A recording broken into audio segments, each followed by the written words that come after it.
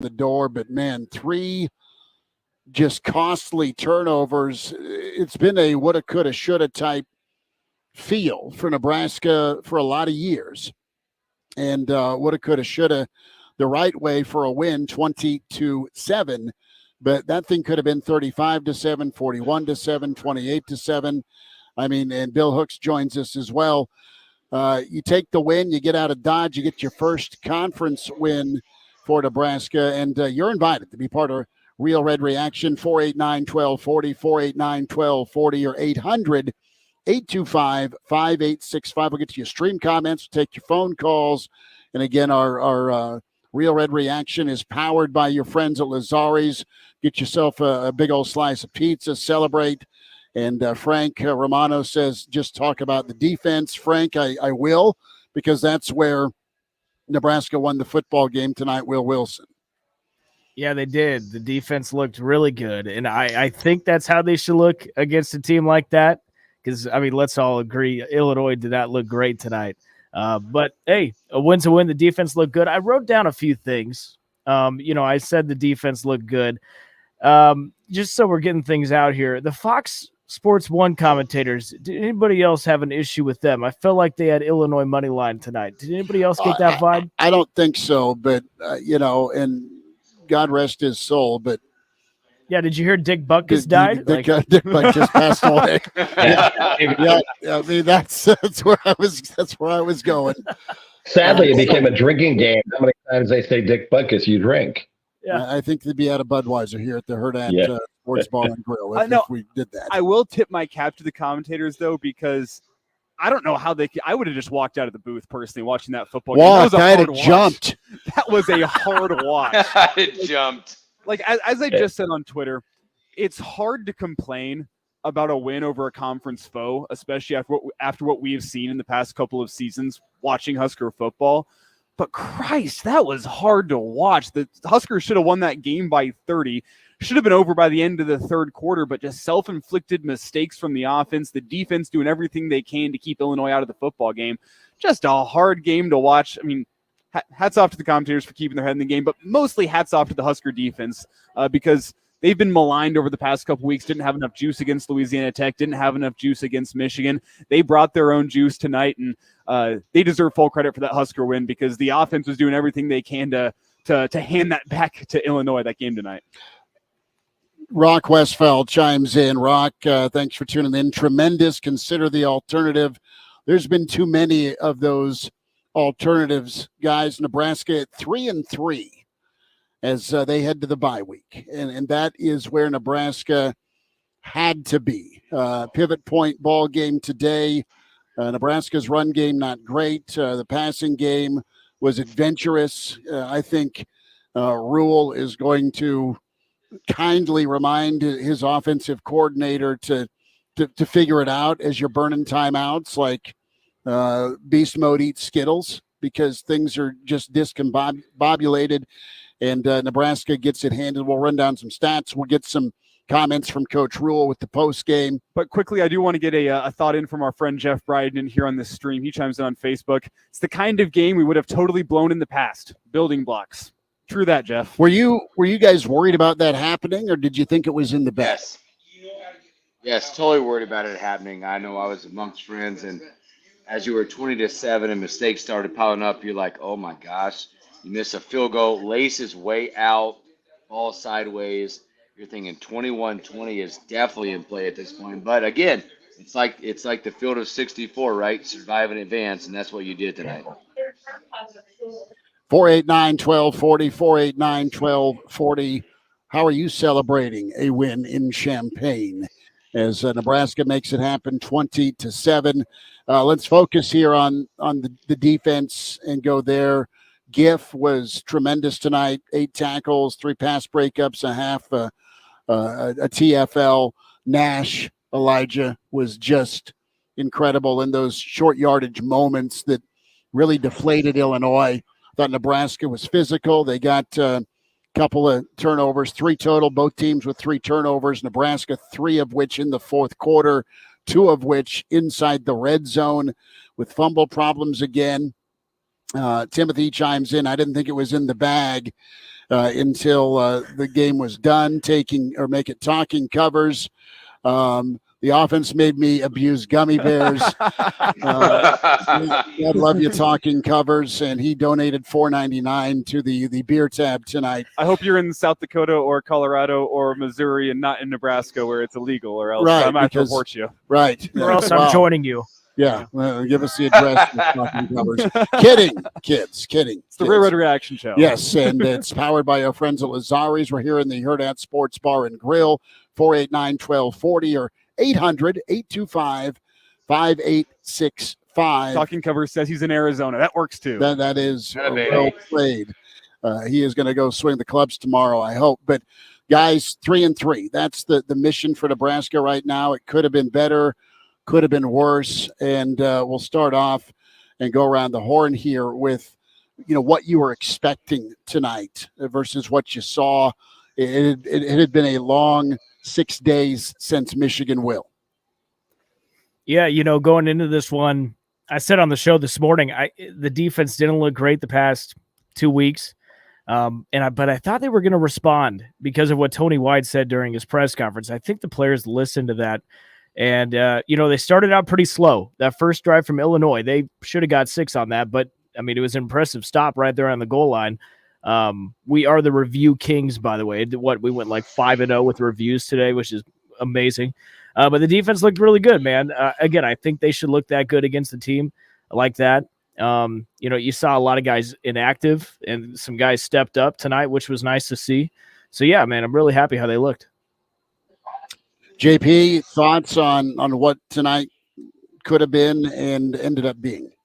It should have been 40-something to 7. There was a bunch of definite moments where we could have capitalized and it didn't happen or mistakes were made. We've got to stop false starting, and that's like one of the biggest things in the world is just stay put, guys. You can see the ball, just stay put, wait for the play to happen, and move.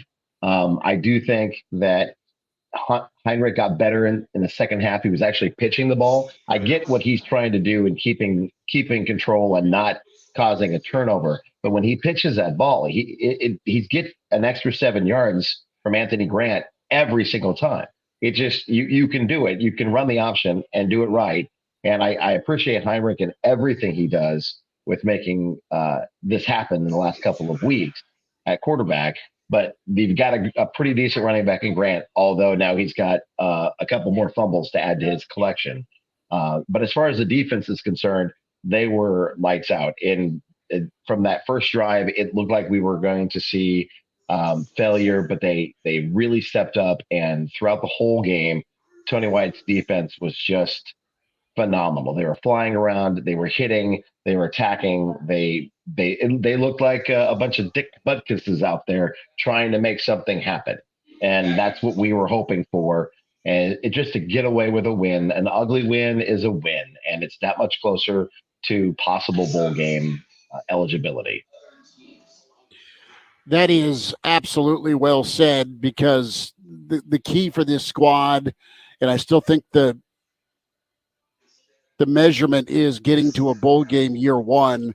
It looks tougher and tougher each week. This offense continues to go out on the field. They didn't do completely horrible, but there were, let me catch it by saying there was a good 4th down conversion early in the ball game. They hit a couple of 3rd downs. Overall, their 3rd down conversion rate was still poor. But Hooksy, it's taking care of the football. It's false starts. It's penalties. They're going the wrong direction when it comes to air quote a clean football game that you needed on the road tonight. You took on, can we say it, the worst team in the Big Ten. You won. Good. Beats the alternative again. But, man, for them to be not putting this away as soon as they could, when they could, has got to linger. I think they'll learn from it. You pray they'll get better, but they don't look like they're getting better on offense. Again, for me, as expected, I guess, a ton of mistakes. The defense, I was a little concerned early on as a defense kind of was on their heels a little bit, but they figured it out. But this could have easily been like Colorado, where your offense sputtered a lot and your defense got tired, but it didn't. It did not do that tonight. Credit again. You talked about Giff. Giff, maybe his game of the year so far. The way he played, and again, you just saw. For me, I saw the frustration from Matt Rule, probably directed towards his OC a lot tonight. But they stood up. They stood up and they got this win, and it's going to feel so good for these kids. You got to feel good for the defense, feel good for the team as they go into the bye week.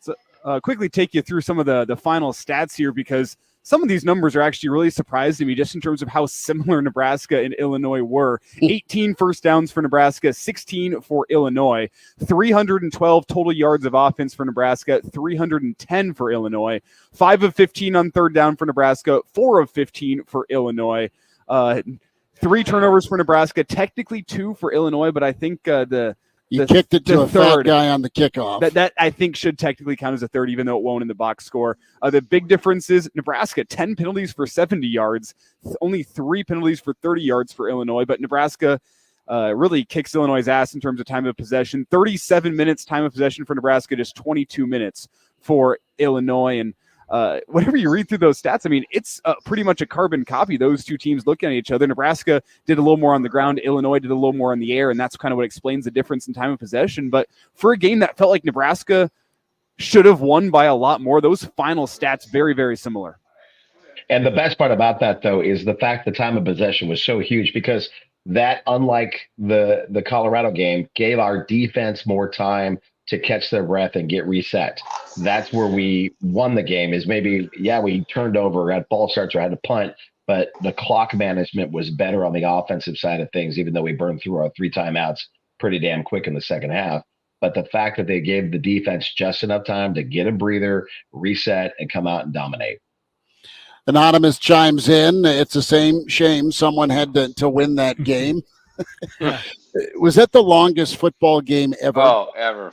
It felt like I mean, it took a long time. Nebraska's got to figure out some things holding on to the football. Nebraska's got to get better on third down, 5 of 15, like Elijah mentioned. That fourth down conversion was huge. And from a rushing standpoint, 158, Illinois, 1.1 a carry. And a whopping 21 yards. And I believe they were at -4 yards rushing in the second half. Yeah. So, hey, hats off to the Husker defense. Guys, we got a few calls on the line here. Okay. First up, we got Matt. Matt, welcome into Real Red Reaction. Thanks for calling. Go for it. Thank you, sir. I'm kind of confused as to, it's always discipline. It just seems like to me that fumbles and penalties are a sign of discipline. And it seems like it's every coach after every coach after every coach just can't seem to answer that call. And I can't figure that one out. Hats off to the kids for playing as hard as they do. They're going off of what the coaches are telling them to do. I just don't understand why it seems like every coach just cannot seem to solve that problem. I'd just be curious to see what you guys have to say. Hey, Matt, appreciate the phone call.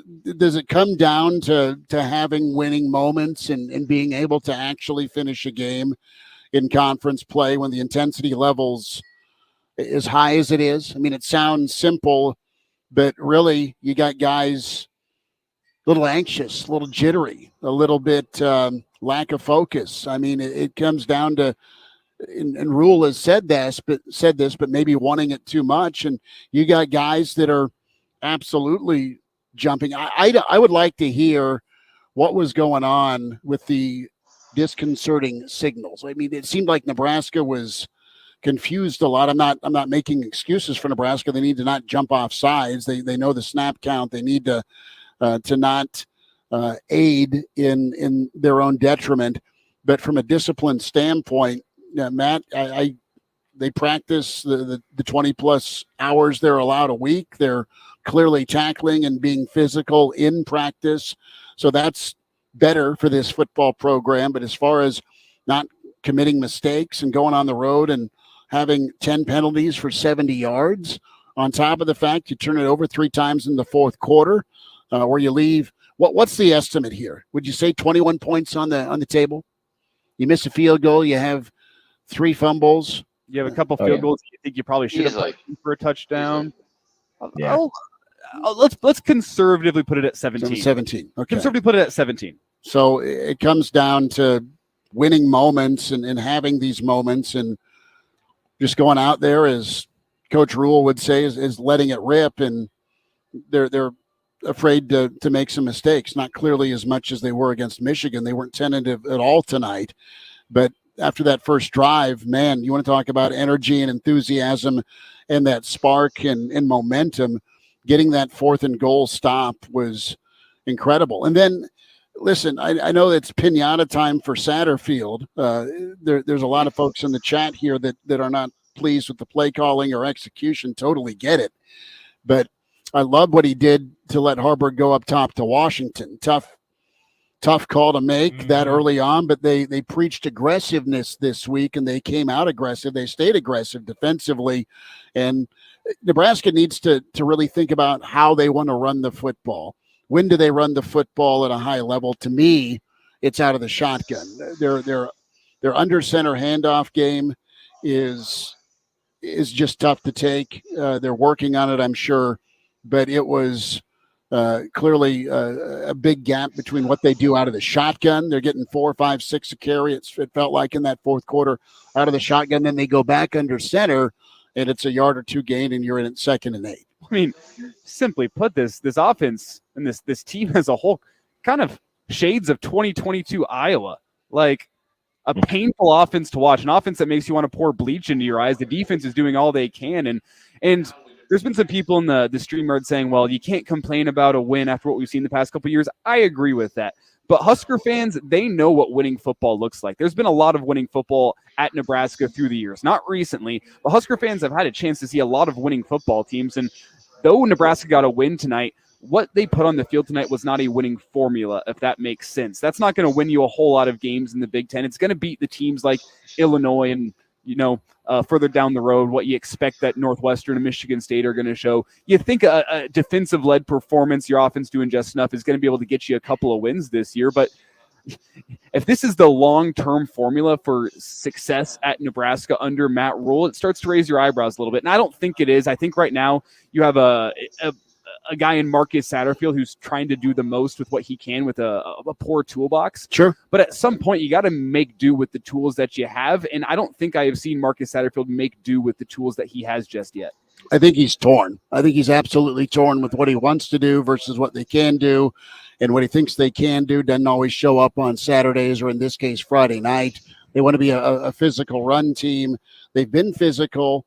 They've had their moments of being a physical run team, but they're still not at the point where they can run the football when they have to run the football, and they're sure as hell not at the point where they can throw the football when they have to throw it. I mean, it's sprinkled in. At one point, Harburg, and this isn't to beat up on him, but he had 7 straight incompletions. That streak was snapped on that little rollout. Dump off to Bonner. Yeah, Bonner got it, and that was his last completion, and then they kept it strictly on the ground. So I don't have an answer with how he's supposed to move forward. We've seen the defense play at a pretty high level a lot of this season. Special teams was decent tonight. You get a blocked punt or a shanked punt into the stomach of one of your defensive ends. But at game 6 right now, 3-3, you're going into the bye week.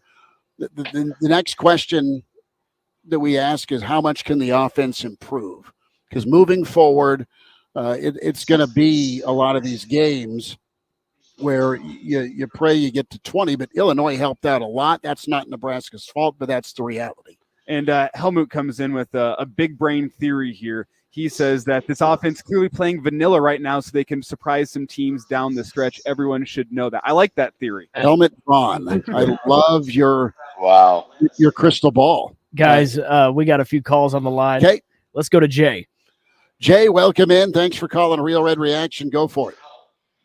Hey, how's it going, Chris? We're good, brother. What do you know? Oh, not much. Hey, you comments on the game tonight. I thought our offense played well. Our defense played decent, but at the end of the day, Vegas had us at minus or plus 4. So I think if we're getting a win on a line that, and we're proving Vegas wrong, I think we're doing things right. You liked what you saw on offense tonight, Jay? It was good enough. Hey. You are right. It was good enough, baby. And that's the point we're at right now in Husker football is you can't complain about a win over a conference. McCormick's foe. vodka or no alcohol. Good enough. I love it, baby. I mean, Exactly. I mean, I would have thought Junior had a better chance of scoring tonight than Nebraska, but I mean, Nebraska, showed plenty. It's homecoming, so that you was know. good. I'm sure his mother threatened his life tonight with that. So, and whenever you look at this and you kind of put it in perspective, I mean, Nebraska was the underdog going into this game, and we said it all week long. Nebraska needs a win in order to salvage their hopes at a bowl game later this year. You need to get going. You need to get 3-1 over your next 4 games. Well, they're 1-0 right now. You have 3 more to go. We'll see what they can do with that. But they got the job done. They did what they had to. I see the point, but oh man, I'm not sure how much more of games like that I can take. I mean, at least speed it up a little bit. That was 3 hours and 45 minutes of Chinese water torture. can we run the clock? Jay, thanks for the phone call, brother. Hey, I agree with all that, but it's not like we're competing against the national championship here. I mean, we're going for the 20th best bowl here. So, I mean, let's hope we make that. Yeah, get me to Detroit in Christmas, you know? Exactly. Jay, take care. 489-1240. More thoughts from you on Real Red Reaction. We're here at the Hurrdat Sports Bar and Grill. We're powered by your friends at Lazari's. Give Seth and the crew a call at Lazari's and get that pie for your college football and Major League Baseball Saturday tomorrow. We get to some more comments. Go ahead. Let's go to Brian. All right. Brian, thanks for hanging on, bud. Go for it. Schmitty, Elijah, how we doing, boys? We're hanging. Is this F-Bomb Brian? This is Boulder, Brian, I think. What did you guys think? Boulder Brian. Gotcha. It definitely is. So, offensively, It was offensive. Yeah, that's what we expected. It is. So the offense was offensive, but did enough. Defense was fantastic. I think Illinois is a team that's going to be struggling to get to 4 or 5 wins. And listen, man, I'm not trying to hate. I'm just calling it like we see it, where it was a game that could have been or should have been. Most teams that are of a certain ilk do that thing 41-7 tonight. Nebraska continues to get in their own way, Brian. I mean, at least we won the turnover battle. That's a plus. So it was even. That's a win. That's a win. That's a win. At the end of the day, it was 3-2, at least according to ESPN. But whatever. They didn't count the punt fumble or the kickoff fumble. I don't believe. True. Which would make it 3-3. Yes. Yeah. So they're even. So still went on the road and had 3 turnovers.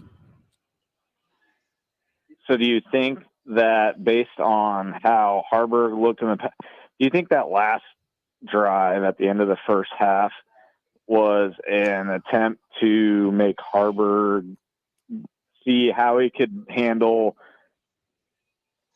all passing offense where it was an attempt, Brian. It was an attempt to be aggressive, I think, but they needed to hammer the brakes here, like the old student ed, driver sitting next to you. Eventually, Mr. Baum, God rest his soul, had to slam on the brakes when I was behind the wheel, and that's what they needed to do because there was 3 interceptions there. I mean, it could have got really, really bad. They almost scored 10 points in 4 minutes. When's that happened before? Oh, wait. Yeah, because like 2 of those 3 passes were not even close to anybody. No. They so it's like that's where jersey. It's like, oh, you could easily make it where it's like, oh, now we can actually go to Sims next week after the bye, and it doesn't look so bad. Well, it comes down to decision making, right? And you saw some decisions by Harburg throwing the football that he's lucky that he doesn't have to regret. They didn't make the play. And, Sims will be an option. It comes down to practice and health and all that stuff. And then you have Washington getting a little banged up, and we have one less option, which doesn't look good, bode well for anybody. No, Washington needs to get healthy. That was tough. Mm-hmm. Brian, I want to get your thoughts here before we get you out of here. We appreciate your calling into the Real Red Reaction Show. Anyone else out there listening, 402-489-1240 is the number if you want to get in. And Brian, I just want to get your thoughts on what you've seen thus far from Marcus Satterfield. Marcus Satterfield, just as a whole, what's your take on the offense that you've seen? Honestly, I think he's just severely limited by the lack of playmakers that they actually have to work with offensively. So I honestly think he's just handcuffed based on the personnel that he's working with. Fair take. That's a fair take for sure. Hey, Boulder Brian, good to spend time. Thanks for the phone call tonight, brother. 489-1240. Can also find us 800-825-5865. We have a slew of stream comments to get to as well. And we're going to go for 90 minutes for sure. And if we keep rolling with comments and questions, we are going to keep that going. Bill Dolman, the Pride of Fairbury, has chimed in. Bill, did you wander in traffic during that fourth quarter at all? Were you thinking about it? You're on mute, cowboy. Oh, he's not on mute, though.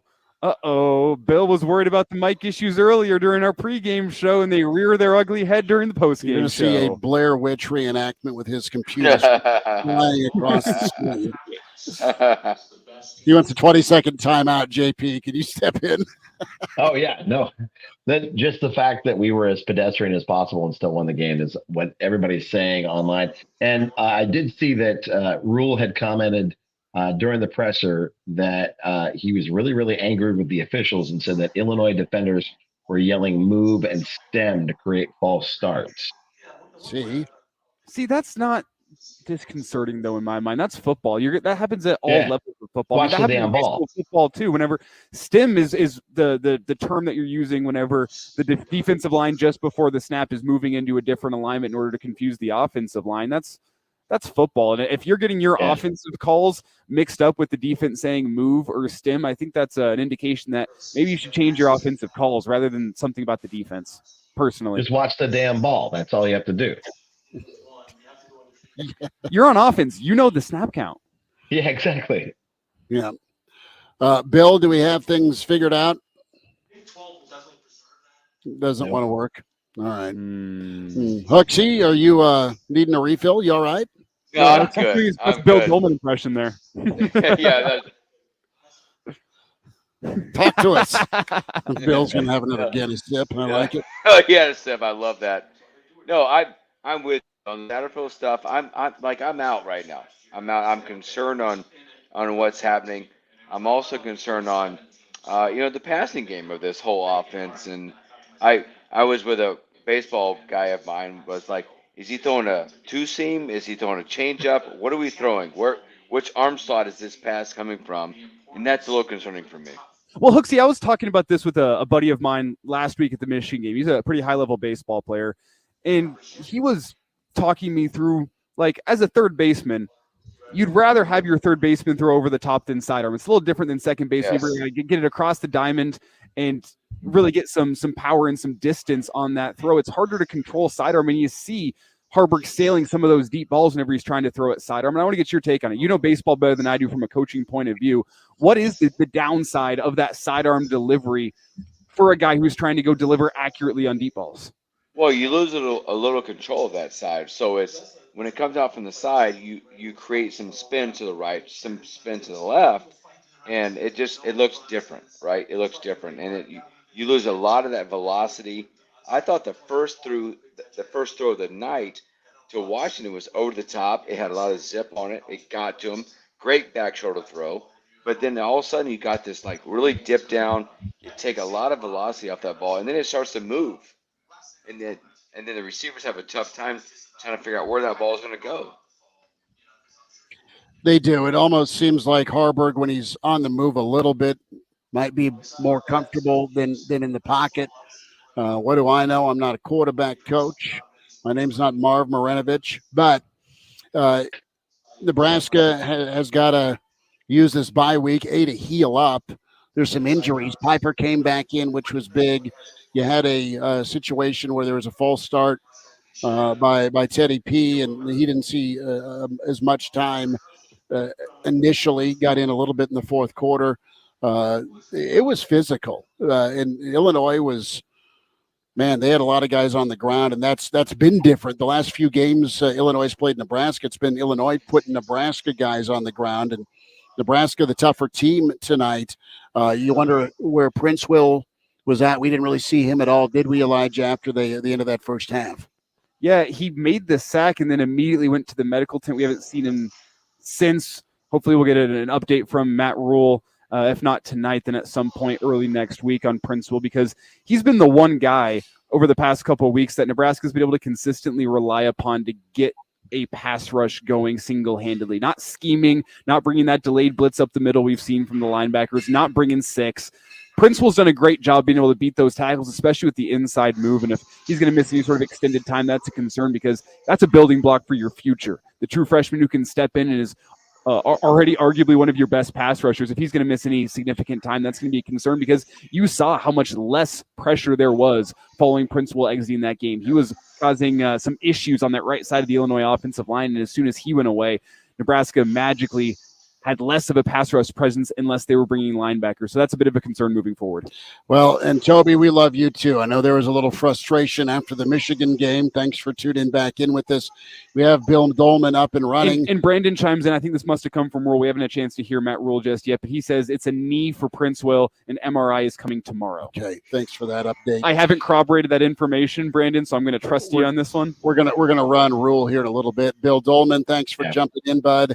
I know Shaggy had the leash in his mouth, and he wanted you to miss that second half, so you didn't have to witness it yourself. You did. You see Nebraska won next to their name in that Big Ten record book. Finally, 1-2 in league play. What'd you think tonight? Well, we all love football, right? Tested that tonight. Yeah, we love football, and it was kind of like, about late July or August when preseason games come on, and we swear that we are going to watch because we love the game so much, but by the time Cleveland and Jacksonville get to the second quarter, you turn the game off.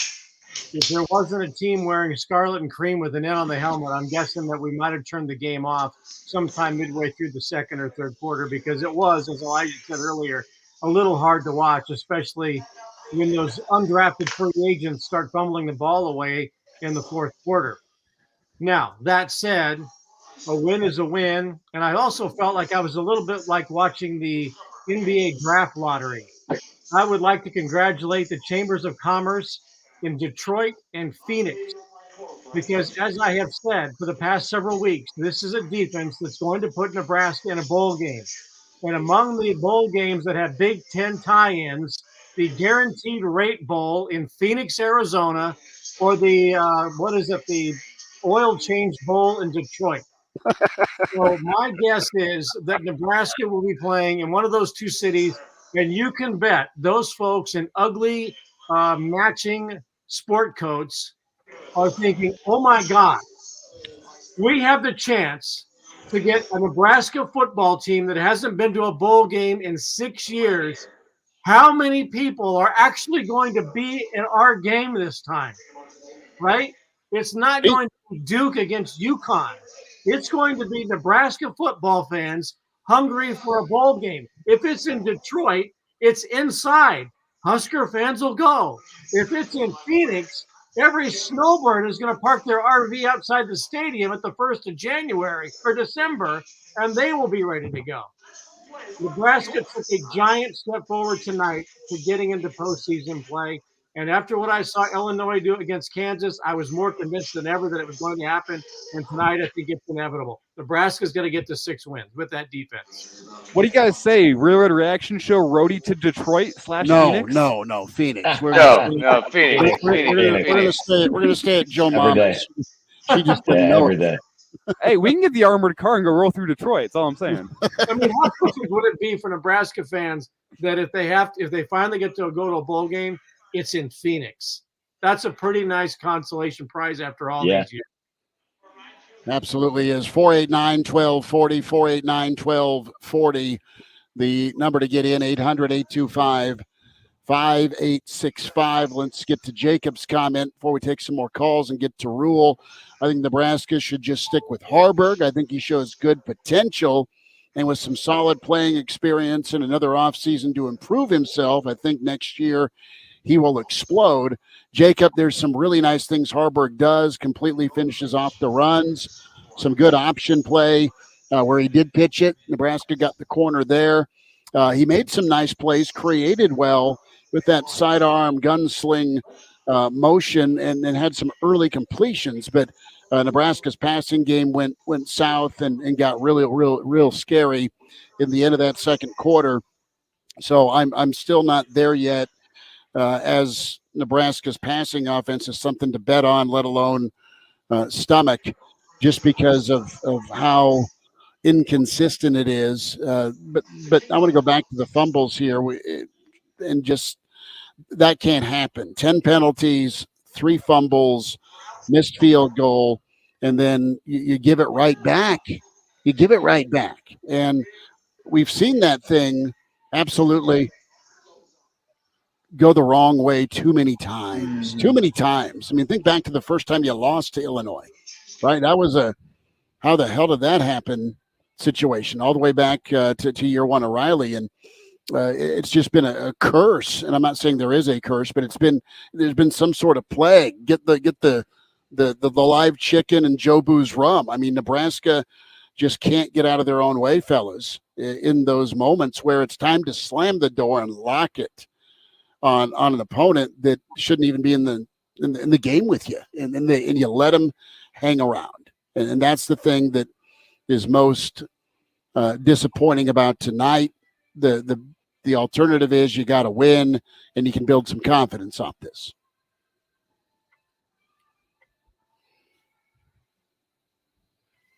Well, while we have a second here, Talking Covers did want to chime in here and say that they were not the funny gummy bears that he was eating tonight, even though that game, I think, would make a lot of people around want to take some funky gummy bears and, take a little bit of the edge off. Did he chip in 20? He did. So I think that means we need to go get a beer, Smitty. Wow. Is the bar still open? I don't know. They are probably saying, can you guys shut up and leave? Not yet. we got about an hour to go. 489-1240. Actually, I think from the price we set earlier this week, $20 might mean you and I have to race.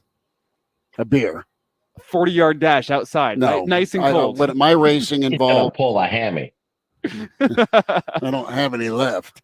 Well, I'll tell you this. At my little watch party of 4 or 5 people, I'm not going to name drop, but let's just say that my staff at the university kicks ass in faculty, staff, intramural football because we have the greatest running back in Green Bay Packers history on staff. And I looked over at him, and he's going, breathe in, breathe out. Breathe in, breathe out. In the final couple of minutes of the game, when we're looking at it going, Nebraska's ahead by 2 scores here, but we still thought there's a chance that something could happen. Breathe in, breathe out. Breathe in, breathe out. So it was kind of fun watching the game with Amon Green and thinking back to the glory days when he and I combined to go 60-3 during our Andrew asks a legitimate question because there's that section of the fan base out there. Can't we be happy with a solid win? The D stepped up and the O is okay. Quit whining and appreciate a Big Ten win against Fat Boy Brett B. Did you see Brett want to go kill his punter? His 30-year-old punter, the adult butthead from Beavis and Butthead, right? Yeah. Is looking. He's F-bombing into his headset. Like, where is he? Where is he? Where is he? He was going to go find him and have a talk with him, maybe even in the medical tent. Well, imagine being a 31-year-old punter playing college football. Like, I'd be sitting there after a block punt and saying, like, man, I should be on my 3rd different job out of college. I should be working on Wall Street by now. Instead, I'm getting my punts blocked by Nebraska on a 45-degree night in Champaign, Illinois, and Brett Bielema is going to rip my throat out. Like, ooh, I bet that dude was regretting some career choices. He said, what did he do? What did he do? I know Nebraska had a good rush on that coming from Nebraska's left side, but it almost looked like he wanted to tuck it under and run anyway. Yeah, I thought it was. I think he was going for the old 2020 Illinois at Nebraska, just go run around for 40 yards and wait till somebody wants to come tackle you. What did I say in the pregame, right? We got to contain Blake Hayes, who's still running wild at Memorial Stadium on 4th and 8 for 14. At least it wasn't another reenactment. At least it wasn't a sequel. I'm just imagining Brett Bielema watching film this week and coming to that play in the 2020 game and saying, "Ooh, write that down. We can use that." I am surprised that they're that bad, though. I mean, obviously they were ranked last year. I mean, they had to have lost a lot. I'm surprised they were that bad. They lost a ton defensively. They lost an absolute boatload defensively. They got 2 NFL guys on the defensive line. Guys, let's get into the running attack. And, you did enough, and you had some better first down runs. But did you think Nebraska would have done more on the ground? Fumbles aside, defense was immaculate again, but you barely scratched 315 in total yards. And I think a lot of that was the fact that every time we tried to go up the middle, it just wasn't working.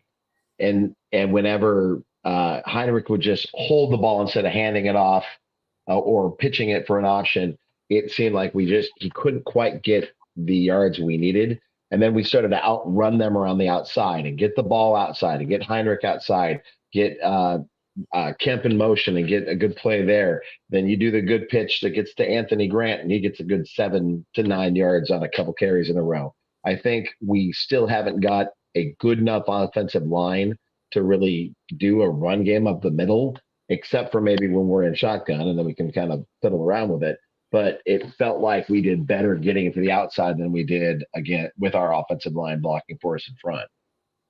And here's where I'm at right now whenever I look at this offense. I think Marcus Satterfield is very, very tied to his own offensive identity. I don't think he wants to compromise that in year one. I think he wants to set up the future of what he wants to build at Nebraska. But at the same time, any good handyman can work with the tools that he has, or he'll fashion some tools to make it happen in order to get the job done. I don't think Marcus Satterfield is constructing an offense that suits the strengths of this team, because the offense is set up to be a power rushing attack, and this offensive line's strength right now is not power run. And the offensive line doesn't have a whole bunch of strengths. It's better than it has been in the past. It's still not great at running the football or just being a competent Big Ten offensive line. But Marcus Satterfield almost feels like he is slamming his head into a brick wall with some of his play calls. And I think it's because he doesn't want to compromise his own offensive identity in year one. I think he's trying to set up this team for the future. And it's frustrating because I think there are things this offense does well. I think the wide receivers this year have done a much, much better job blocking defensive backs downfield than they have in the past. I think you have some offensive linemen that do really, really well blocking out in space and getting the linebackers, Ethan Piper in particular. Ben Scott's done that as well. And you don't see those guys pulling around and getting in front of screens. You don't see Nebraska running very many running back screens. You don't see many swing passes outside, getting your running backs in space, allowing them to use the blocks from the running backs. And I'm not an offensive coordinator, even though I'm, for the past 30 seconds here, pretending to be one. So I don't know the full story here, but it doesn't feel like to me that Marcus Satterfield has constructed an offense that is utilizing the strengths of what he has offensively. He doesn't have a lot of strengths, but as I said earlier, a good handyman will make do with the tools that he has, and Marcus Satterfield has not made do with the tools that he has. I think we can go with the chef analogy as well. I mean, how good's it supposed to taste if what you have to cook with is hit or miss, and maybe you're out of seasoning? Spencer chimes in to some of the Andrew's stream comments, and listen, you can go back to right after Michigan, can go much into this, find out Friday. That was the theme, Bill Dolman. And we found out that Nebraska came ready to play. The defense regrouped, reloaded. The offense did enough. And it was one of those 50-50 toss-ups. And you get this, you still have a chance at a bowl. You win by a couple of scores. And on its face, yeah, you win 20-7. There shouldn't be much belly aching on a cold Friday night in Champaign, but it's the way that Nebraska looked on offense that I think is what is still not where folks think it should be. With all that being said, based on what options you do have, to go with on offense, but it comes down to taking care of the football. And it's funny because some people in the stream are saying, we shouldn't be nitpicking a win. Well, if we weren't allowed to nitpick a win, this show would have wrapped up 40 minutes ago. We just said it was ugly. Nebraska won. We'll talk to you next week. It's what we do. Sorry, we're going to nitpick. That's what we do here in the media. So, I think we still have 45 minutes left of this show to nitpick. So if you're not a fan of the nitpicking, have fun over the next 45 minutes. I also want to get to a quick point here from Tiger Shark Diver. He asks, do you guys only take money for chat questions? I'm new here. No, we don't. I will say, if you throw a little tip along, we're going to see it. We're probably going to get to it because we do appreciate the tips. We don't ask for the tips by any means. If you don't feel like tipping, don't do it. Please don't feel obligated. Please don't feel obligated to tip. If you want to throw a question out there in the stream, we'll try to get to it as quickly as we can. There's a lot of questions out there, though, so we're only going to get to it. We will not do other things either on camera. I was thinking for 50, I might take the shirt off. No, you won't. As everyone is, JP takes a long, hard drink right now. Just trying to. Hooksy's looking mind off of it. for the coldest, perfect ice cube right now if he comes back in.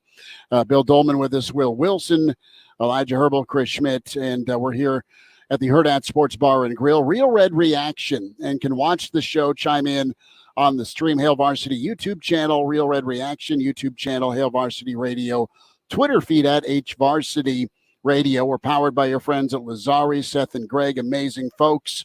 Get a slice of pie this weekend. We want to go to Matt Rule here shortly. Is that loaded up and ready to rock, Will? Ready to go. All right, let's hear from Coach Rule.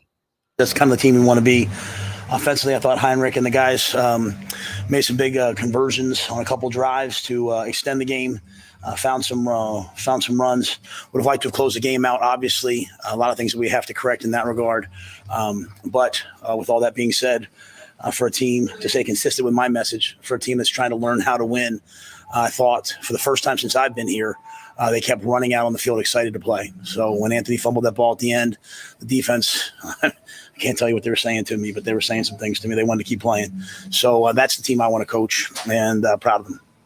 You said last week that you'll find out who we are. Who do you think we are? Well, they play like a team. They're tough. We went out Sunday night. Somebody said, was Sunday night worth it now? And they said, yeah, 100%. Guys, when a mistake happened, guys were owning it. There's some really good defensive players on that football team that we just faced, on that side. And I thought for the most part, we had good protection. So I think we're a tough, resilient bunch. We didn't like the way we played last week. We battled here. And when it got easy, when it was going well, we didn't just relax. Again, I'd like to clean some things up, but I thought they attacked. Coach, that first drive, what kind of message did that send the way you held the goal on 2 plays really inside of that line? I thought those were phenomenal plays. I can't wait to see the film because you guys probably have a better view of what happened than I do. And what was interesting about it was, last week, Michigan had always had like an explosive play. And so when they kind of methodically went down the field, you could feel our guys almost like, oh, geez. And we told them Illinois has started with the ball in every game, I believe. And they've gone down the field and either scored or missed a field goal, I think, in 4 of the 5. So they did what they planned to do. And I thought our guys held. And to do that and then to come out and to hit Marcus Washington on that big pass the way we did, unfortunately, Marcus went down, obviously right after that. But to me, to have a 99-yard drive, even just to kick a field goal, that was a heck of a start for us. And I really believe that's kind of what we needed, that resilient beginning. Back when it was 3-0, you went for the 4th and 5, and then there was that 3rd and 10 conversion to Tyhon. Can you speak to that sequence and your decision to go for it there? Yeah, we were going to go for as many as possible until it got down inside the 20. It was really, really, a wind factor in this game, right? Going this way, the wind. Illinois made the decision to take the wind in the 3rd quarter to get back into the game. So in the 4th quarter, we hoped that the wind would affect them. It kind of died down as they said it would during the game. But yeah, we knew we were going to go for it. Heinrich made an unbelievable play. Some guys stepped up. Ty stepped up. Malachi stepped up. And then, they ran to cover 2 on a play that was a man beater, and he found Tyhon. A million years you'd never draw up that he'd hit Tyhon down the sideline. Ty made a catch. So I thought we had a bunch of guys, Bullock, him, they all made great catches. And so, it's kind of our process, just keep sticking with these guys, and they stick with themselves. All of a sudden they start making some plays.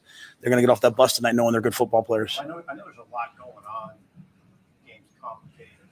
assess Heinrich? What do you think? What do you think of what that picture looked like to you? That was excellent. Yeah, I mean, I told him I want to coach him.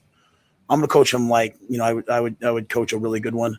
He stepped out of bounds on that one down the goal line when he could have gotten another first down. I mean, I went after him in the middle of the game because you know what? Just like last week when I put my arm around him and said, hey, we're going to coach you through it. I went after him there. You know, I was really, really upset with the officials tonight, and I never talk about officiating, but I just want to make sure I defend my team. You know, that team for the second week in a row, that team came out and was just yelling, move and stem. You're not supposed to be able to do that. As far as I know, I call the league. They say you can't do that. So we're not a sloppy team. Okay, we're not a sloppy team. That was, you know, that is not football to me. And I'm not faulting Illinois for doing it. If they say you can do it, you can do it. But you know, after about the third or fourth time, I was like, at what point are we going to figure out, guys? Every third and fourth one, they're yelling, move, go, and we're, you know, our guys are just trying to play football. You know, they're yelling, move and stem, and the D line's stemming, and you know, if that's legal, I guess it's a set. You know, I've asked if it's legal. Maybe it is, I don't know. But I just want to make sure I defend my guys. So I'm not criticizing the officials as much as I'm saying, you know, they weren't just jumping off sides. They were hearing the cadence, and we're heading down already, and they're yelling, move, and we're jumping. So I thought Heinrich handled a lot of things. Sometimes he gets a little bit tired to maintain his conditioning. Probably some plays he'd love to get back, but he made the big plays when we needed them to. And, you know, the way they played, they were bringing the safety, they're bringing the corner pretty much every play. He did some nice things in the run game. What were your defenders saying after the fumble, and the fourth down, and all those things? What were they saying to you? Like, if you can sanitize that, but when they were going back out on the field to MJ said it before the game. The scoreboard is going to be 0-0 the whole game. You know, kind of what I said. You know, like our guys, people might not like me saying this. Our guys, they hear what everyone says about them, and they worry about what people say. I've said it week after week. So it's not like I'm even in wins. And I just kept saying, like, at some point you're going to play in the games the way you play at practice, when there's no fear of what people are going to say or if you make a mistake. And so instead of just worrying about winning, they just want to keep taking the field. They're like, we got this. Let's go. Let's play again. Like RDV, like Sunday night. They just kept saying, like, play like Sunday night, play like Sunday night. So, you know, when I got in a couple times, like, hey, and they're like, we got this. like basically get your ass out of here. And but that was Jamari tonight. That was awesome. That was all those guys tonight. And you know, they can play better, obviously, to give up that one touchdown, but it's pretty good, you know, Big Ten football to hold a team to 7 points on the road, and they're in no huddle the whole game trying to get going. So it was pretty good by us. That first touchdown drive, before the 4th and 5, they converted. Heinrich's 3rd and 5 pass got batted down at the line of scrimmage. So what kind of confidence do you think that's just that says to him, and then go back out there and go for it? And the fact that he gets it and he's getting a touchdown is something that he builds a lot of momentum. Yeah, I think so. You know, plays kind of run together for me after the games. I think he was trying to throw a slant to Thomas on the backside. You know, we really wanted to incorporate Fedoni into the game, and he had a great catch. We could have had a couple more maybe, but yeah, I mean, Heinrich's getting better every day, and we do have to continue to work on him finding windows and getting in between windows, and you know, because he does kind of throw it from a little bit further down here, like a lot of quarterbacks do, but. We were going to go. We told them on Monday, hey, we're going 4 downs when we cross the 50 until it's down inside the 20 and it's, you know, a gimme field goal. So we knew that's the way we were going to play. You know, defense wanted to play that way. I think that's the biggest thing, right? Is when the defense is over there knowing that you going for it on 4th down, or you faking a field goal, or you running a surprise on sides, going back to last year, right? That it's actually confidence in the defense. When the defense wants it, it changes the mood. And so we're not going to be outcome based. You know, we're not going to sit there and be like, oh, it didn't work. It must have been a bad call. We're going to call it and rock out and see what happens. And the defense wanted to play that way. A short kickoff that you had that Elmano boosted and you recovered. That was a deep kick. That was just the wind was so bad out there. Like, I mean, the wind was really something. That was a deep kick that just kind of got hung up, and you know, Grant Taggy, I think, went down there and got it because at first they signaled they had it and shoved it in my gut. You know, I think they were just excited to play. They were really excited to play, and to make that play plus the block. I didn't even see the block. I was turned around and I heard, didn't capitalize on enough of those. Could have been a better game, but again, we're the same team as we were last week. We're just a work in progress, and I'm glad to see the guys have a little success in this work in progress, and they've got to just continue to have that humble mindset of like, let's get better this week. You mentioned that the team is going to walk off the bus when they get home to Lincoln, maybe a different team. How much did you need this tonight to maybe prove that the process is working? Yeah, I don't have to prove anything to anybody. I know what we're doing works. No, that's to your guys. Yeah, no, they're 100% bought in. They really are. I mean, I'm shocked. Honestly, I'm shocked. Like I kind of like, and this isn't about me. When I say that, it's not about me. It's them. Like when I sit there with Ty Robinson, he's like, man, I think I told this to you guys the other day. Like he's like, man, I'm so jealous. These young guys be part of this. Like working hard is never a punishment, and grinding this week is never punishment. I'm just happy they got some success from this week so that I could sit there and say, hey, was Sunday worth it? Kind of like, not I told you so, but I told you so. And because they were a better team than they were last. We were better than we were last Saturday, but we weren't, which doesn't matter. So tonight, and then, let's just say they came down, they scored, and they would have won that game. They've been Minnesota all over again, right? Well, no, we're getting better. We're a better football team. I'm just glad they had the results. So we're 3-3. We're going to hit the bye week. We're going to come out each week. We're going to play each week. It's not going to be perfect. I just really hope people, instead of like just jumping ahead to like what we're going to be and all this, I just hope they kind of enjoy this ride. Coach Riley, Pat Riley calls it the innocent climb. You know how bad Emmett Johnson felt after he fumbled that ball and he came over to me like looking at me, and I was like, nobody cares. Let's keep playing. Like now we do care, but this is like this innocent climb where these kids are just out there giving their all for this, And so, yeah, sometimes we line up wrong, and sometimes we have 12 guys. So that, it's not perfect. It can be a little bit frustrating, but it's a beautiful phase watching young people do something, learn how to win and fight for each other. And that's what you saw tonight. I said, I will say this, Sam, because you asked me. I got in there for the defense. I said, hey, do you guys love AG? They're like, yeah, we love AG. I said, he needs you guys right now. He just fumbled his football. Like, he needs you guys right now. And that's when they told me to get out of the huddle. We got this. So we got special guys really, really, really care about him. It was his knee. Nothing beyond that. So they'll MRI him, I'm sure, tomorrow. I have no idea, absolutely no idea. He was in a lot of pain when I went over there, but, him and I walked off arm in arm, and he was captain tonight. So he was pretty fired up. So we'll have hopefully an MRI update. I think I'd meet with you guys on Monday, Tuesday, something like that. So we'll see, but I hope he's okay. All right. Thank you, guys. Good stuff from Matt Rule, and that innocent climb, man. I mean, he put it in pretty good perspective there with what they're trying to become. And he was pointed with just that the belief in what they're doing is working. They're getting better. And he reiterated that it's not perfect. Corey's been hanging on the line. Do we still have Corey?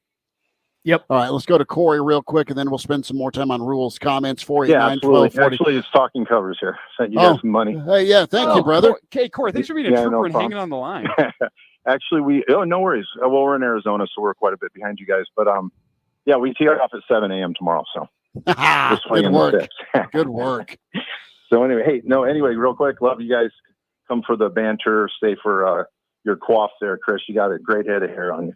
That's all I got. I gotta rock. All right. You guys have a great night. Thanks. But appreciate you. Wow. Corey, that is good stuff. We get down to Arizona, Bill Dolman, for that car rate guarantee 8% interest bowl. I mean, we're gonna swing the clubs with Corey. Hey, crew, if you're still in the chat, I am staying at your place. So prepare for that. I'm gonna have Schmidt come with me too. We're getting free accommodations at Crew's place. All right. We can make it happen. Dion, Chris and Elijah, I'm exhausted. I love it. Well, there is a positive. If anyone out there is like, man, that game took it out of me. I've been drinking. I need to go to bed. We're going to be rocking again tomorrow morning. You and me, Schmidt, 7:45 a.m. So if you're like, you know what, I'm kind of done with the post-game reaction. I need to sleep on it. We got more coverage coming your way tomorrow morning. Bang! How about that for the self-promotion? That is well played. I'm noticing in the chat that Chris also says, Chris K, it is a nice head of hair you got. You can get the same head of hair that Chris has by going to Target for $19.99 and just on like he does. And you can look like Chris Schmidt. Glue, Dolman. Brother, I mean, there's not. Maybe it's the Guinness talking. I don't know.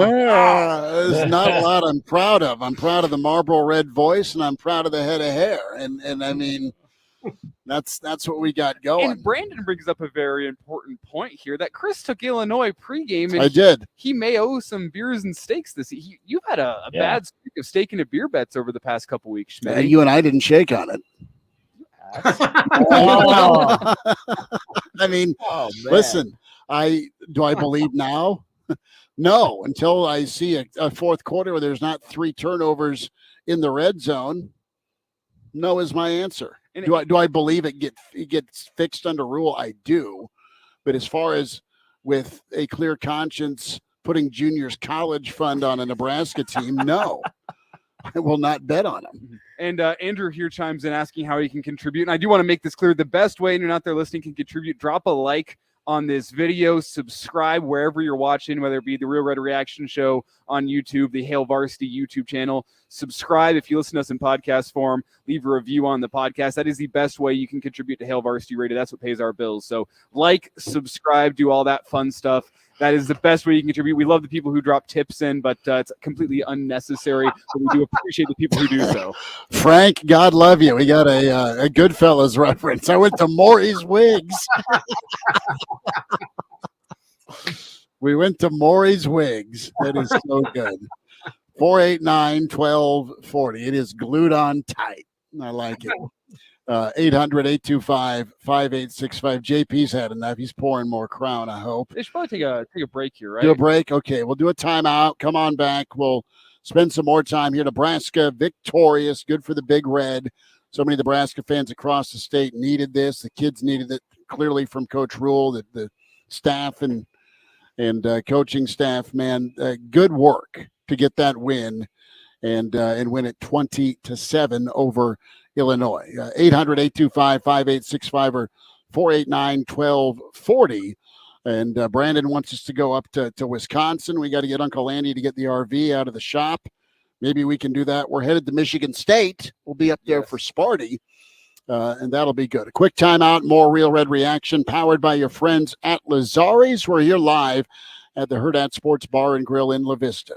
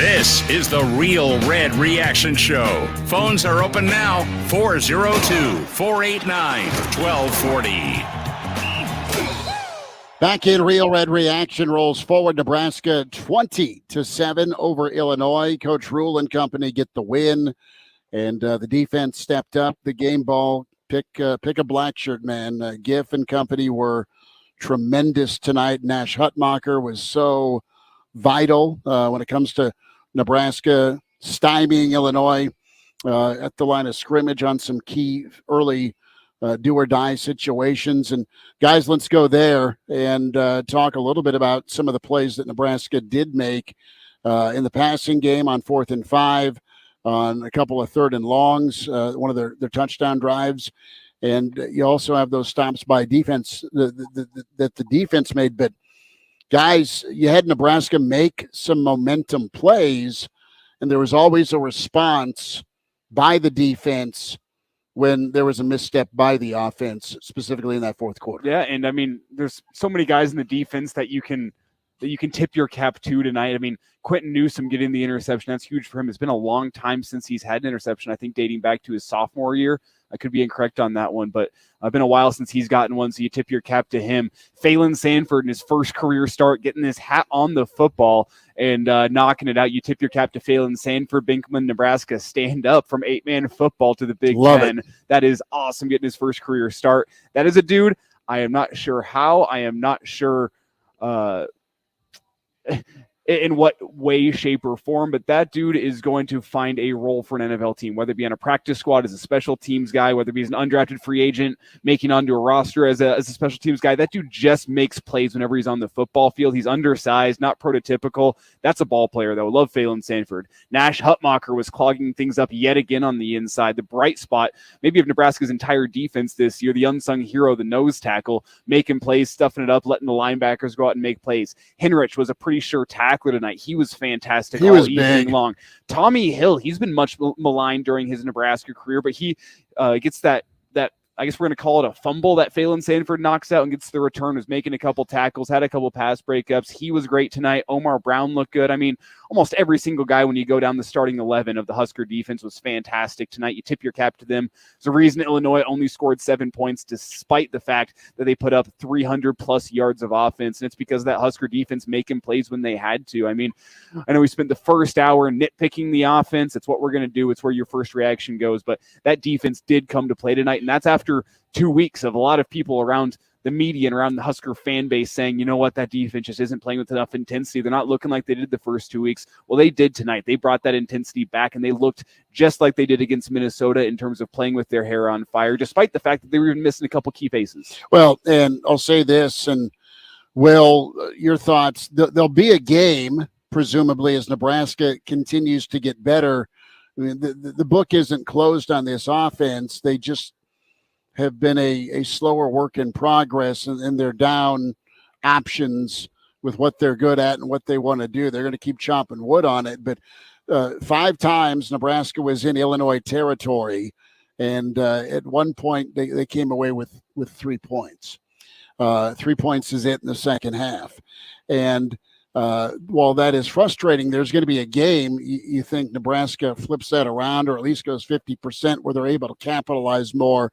You've been aching, if you're a Nebraska fan, for more turnovers created by the defense. They created 2 of the 3. So it's important to take advantage of that. They weren't able to do it so much tonight. Well, let me rephrase that. You had 10 of your 20 points off turnovers tonight, but you get what I'm saying with where Nebraska's been in that plus territory. They didn't get the job done tonight. Doesn't mean they can't get better at it.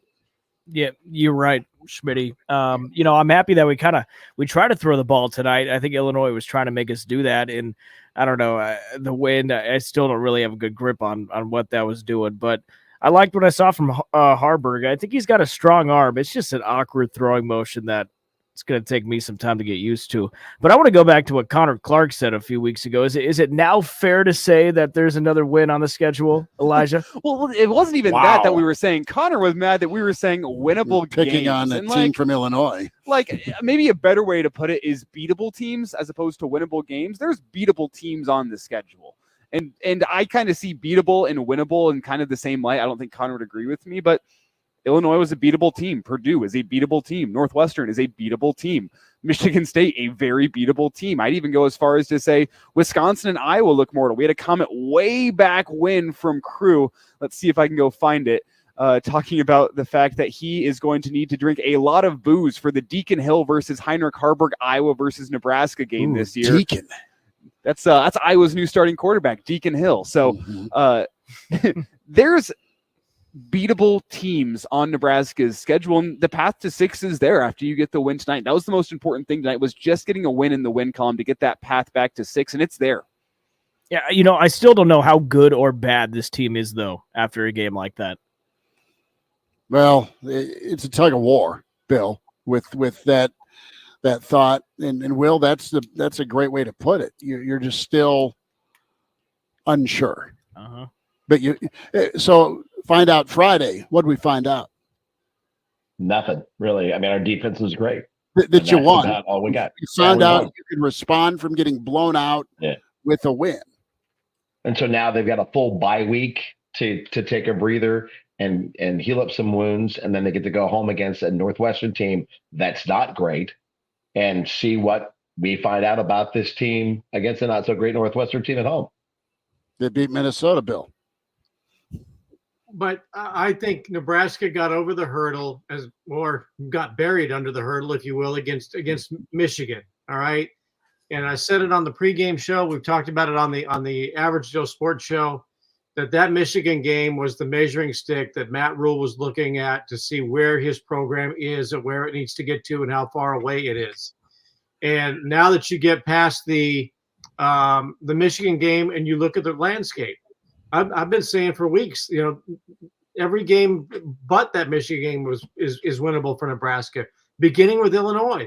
That Kansas game, I think, was a glaring example of where this Illinois team, and to be honest with you, I thought I was watching a Scott Frost coach team tonight in watching the Illini. Just like there's no care, right?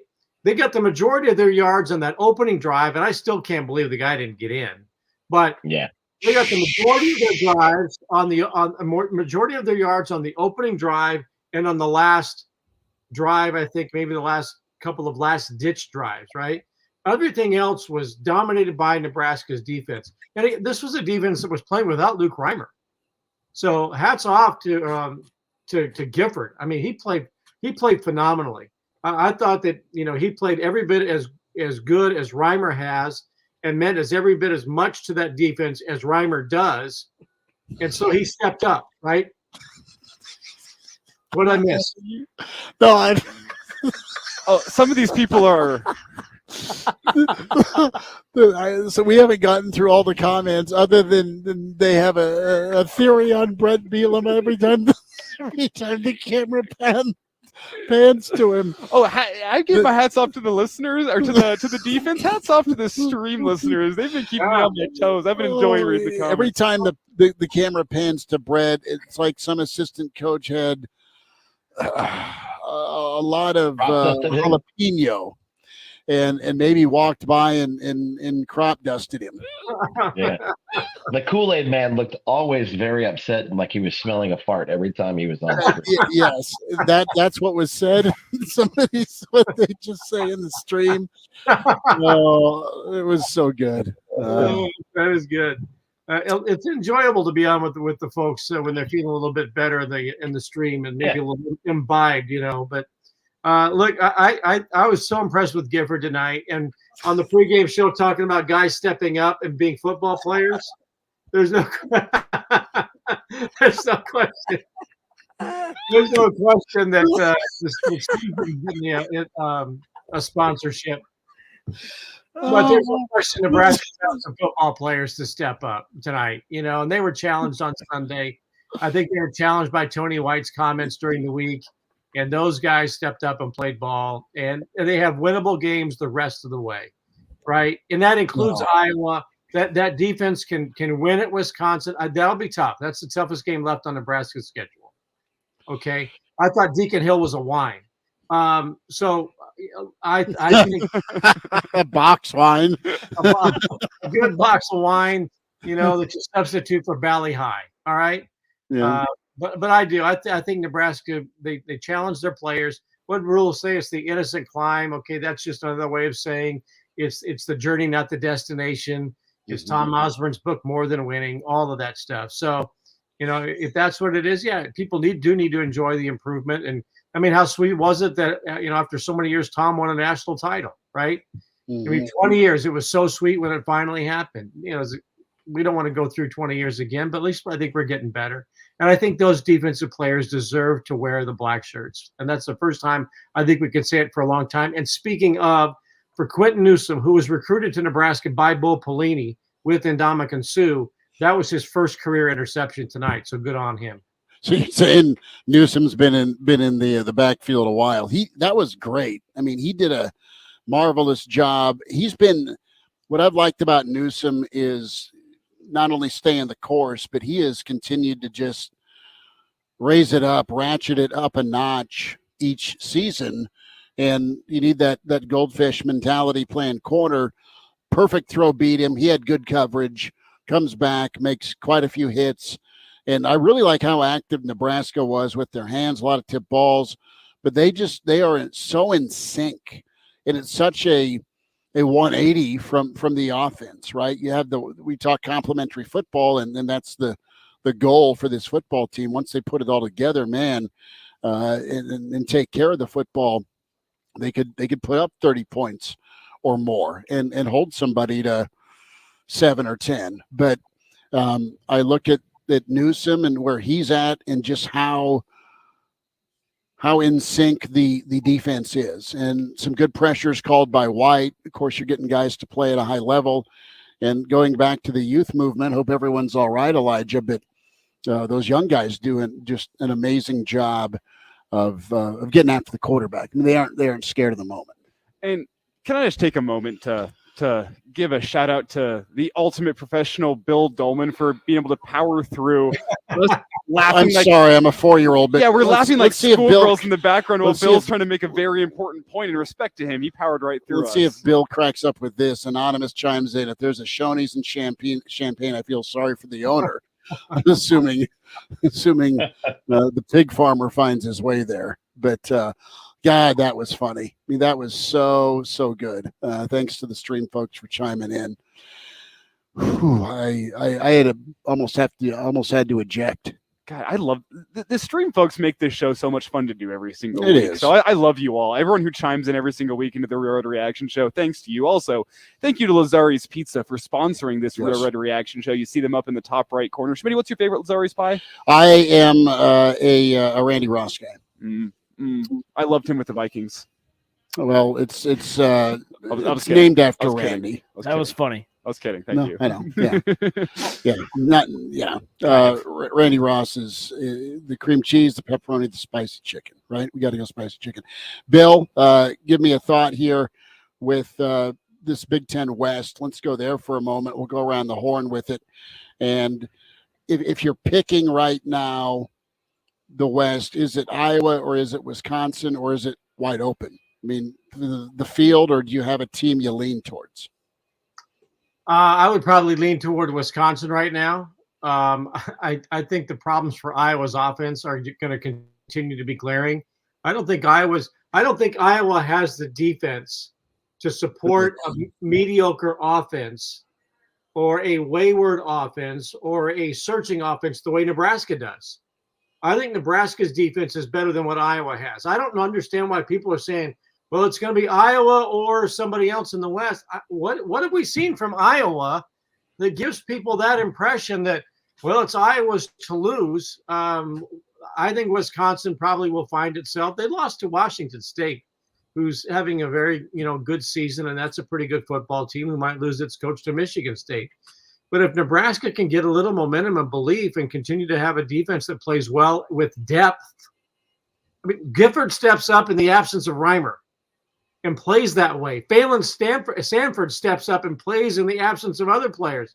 And, Sherman's come along. Omar Brown, and Lenhart is back. They're playing a lot of guys. And again, there's not a lot of tread going to be lost off those tires by the end of the season because so many guys are playing. and I don't mean this because my address is Lincoln, Nebraska. I think Nebraska's defense is good enough to win at least 3 more games and make itself a factor going into Madison and certainly playing Iowa at home. So, okay, if I got to pick a team right now, I say it's Wisconsin. Okay. I do not discount Nebraska's chances of shocking everybody and somehow, some way sneaking in because the West certainly isn't the best. It's not the beast like the East. But hey, you win 6 games, you're going bowling, and we're going to Phoenix. Well, you know what Nebraska deserves? I mean, really, Nebraska deserves another shot at Michigan after they played them so close last week. I think that the Husker team, you want that smoke. In Indy, I think they deserve an opportunity at a rematch. Budnick chimes in. Bielema's blood is half gravy, half frying oil. Oh, Coach Brett was so good that first Big Ten Media Day, sitting down when he was at Wisconsin. Good guy. But all the you got to find an offense, though. You know, and Harburg plays really hard, and that's great. And I think he's given them stability. Maybe Sims comes back and gives them some quality depth. Maybe they find some running backs. They've got to get receivers healthy. One thing about Harburg and the option, as elementary as it sounds, he's not comfortable pitching the football. You know, if you go back and watch the great option quarterbacks of our time, or maybe I guess 40 years ago, but Turner Gill was so silky smooth, left or right, you know, floating the pitch perfectly. Harburg pitched one tonight to Anthony Grant's ear hole. He just doesn't look comfortable with that pitch and making that decision at the last moment and gliding it just where it has to be. It doesn't look like J.C. Watts or Thomas Lott or, you know, any of those guys at Oklahoma or Tommy Frazier or, you know, some of the guys that Nebraska's had. And as elementary as that sounds, that is a relatively big deal if Nebraska does want to utilize the option as an effective option in the offense. JP, you think part of that hesitation on maybe pitching the ball could be trust? I mean, Nebraska's running backs lead the nation, or Nebraska offensively leads the nation in fumbles. I think probably, yeah. I think I wouldn't be surprised if the coach said, listen, Heinrich, just don't turn the ball over. That's what we need to focus on. Just get me a couple more yards or eat one for -1 and we'll regroup with another play. I think Bill's right that he's not comfortable pitching the ball. He had 1 or 2 that were pretty decent. The rest of them, it's like, yeah, it's pretty sketchy. So I can see why he wants to keep it and just not get another turnover. He threw an interception tonight, but again, it was, I don't know. He's doing everything he can to not lose the game and just keep the offense in it.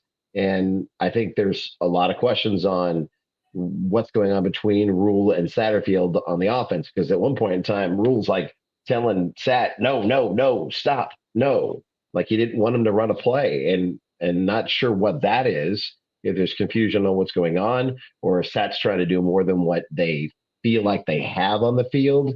And so there's still a lot of questions about this offense and what's going on.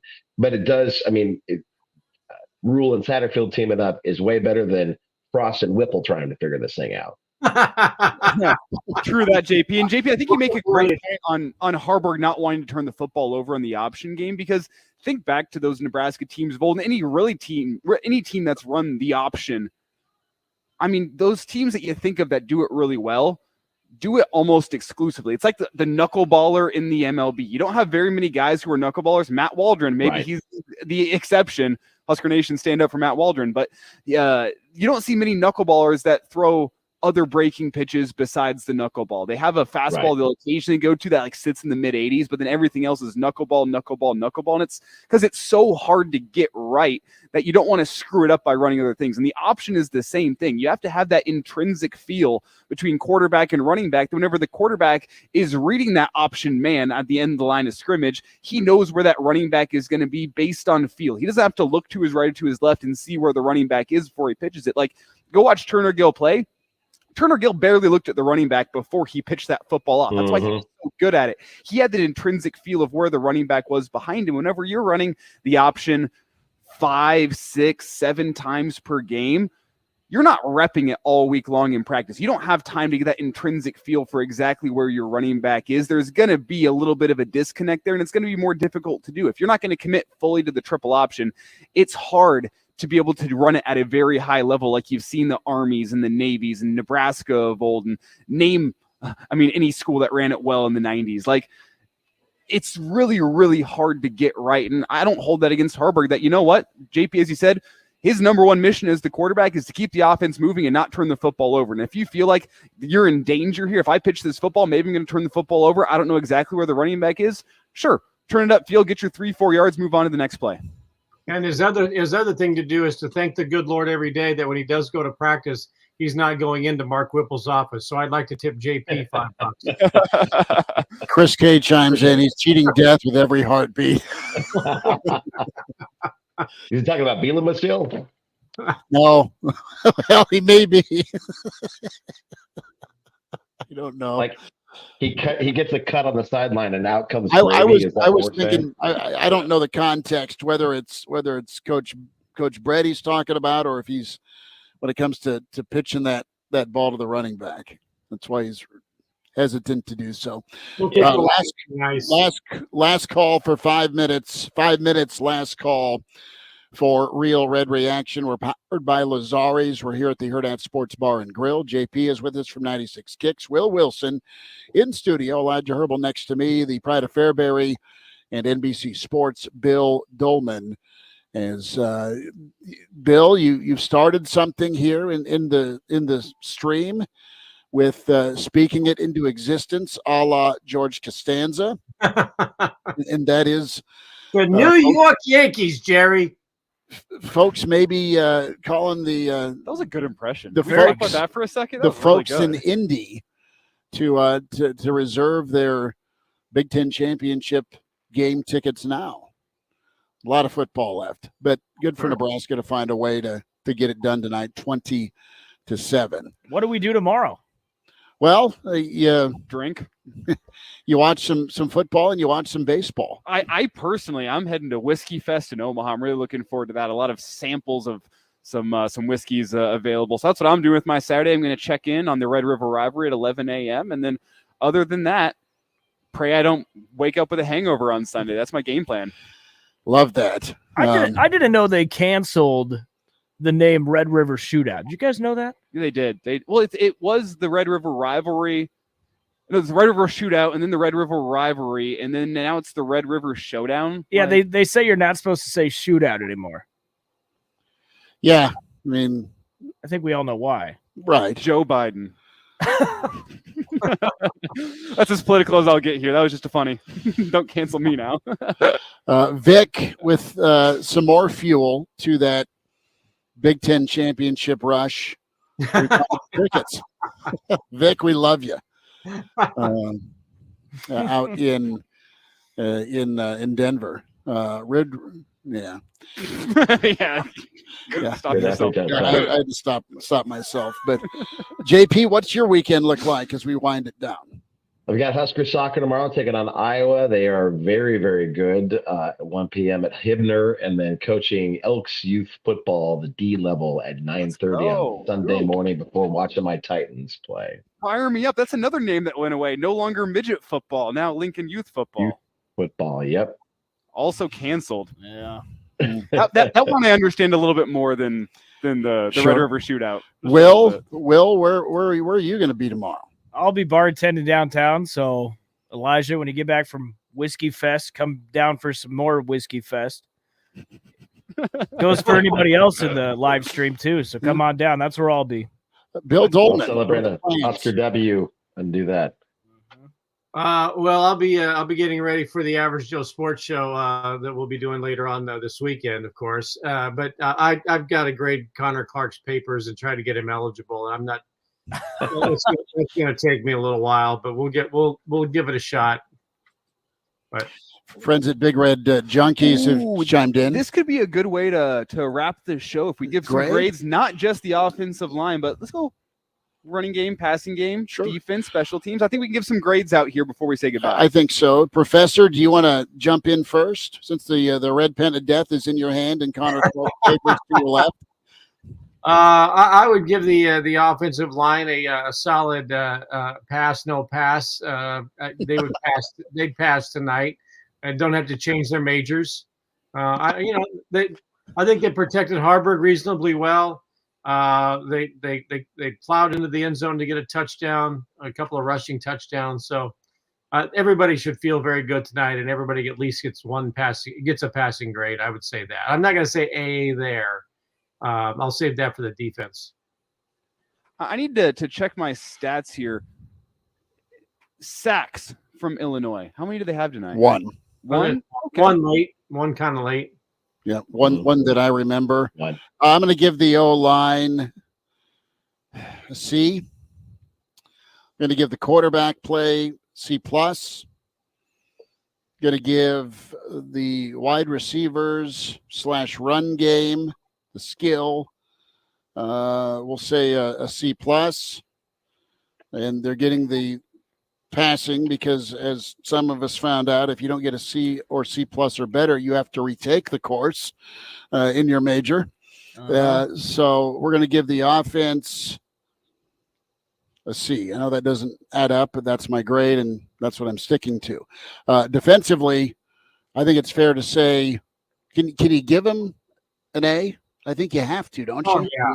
With what they did, limiting Illinois, and for sure in the run game, -4 yards in the second half, but just really 2 drives, and I think you can erase some of those yards for just how major they were on some critical 4th downs. 4th down at midfield in that third quarter, and of course, absolutely taking and seizing control of the momentum with that goal line stand.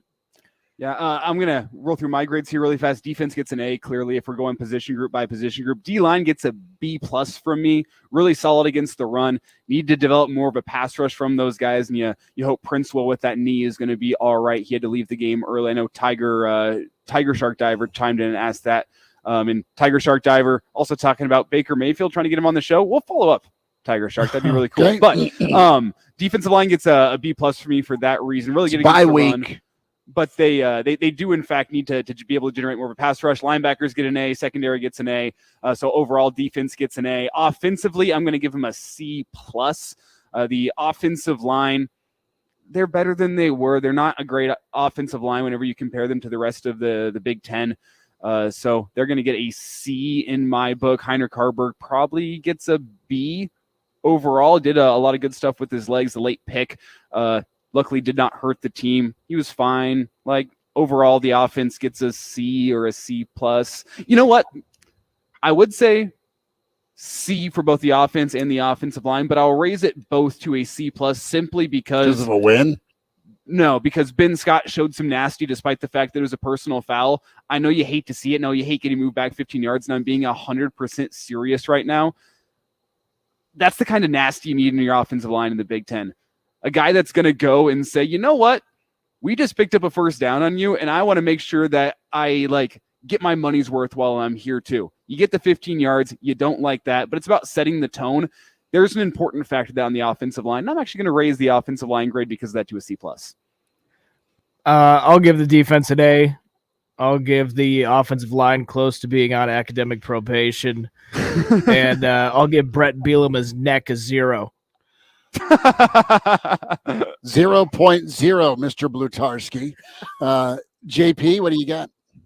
Yeah, defense definitely gets an A for me. As far as the offensive side of things, the line did look a hell of a lot better than they did against Michigan, which is not a great improvement, but it is an improvement. It's a step in the right direction. I agree with Elijah, too, with Ben Scott. Be Mr. Nasty. Let's get in there and let's get nasty. You're the trench dwellers. You are the guys that are in there the entire time. I appreciate the fire. That's what I like the most about it.